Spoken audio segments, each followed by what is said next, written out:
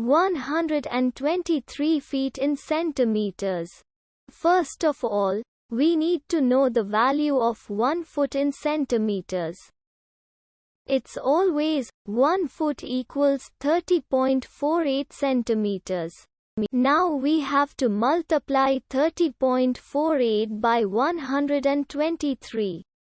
Therefore, 123 feet times 30.48 centimeters equals 3749.04 centimeters.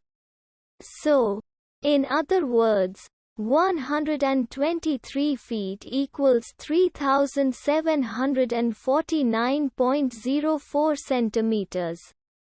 We hope you have enjoyed this video. Please like and subscribe to our channel for more videos like this.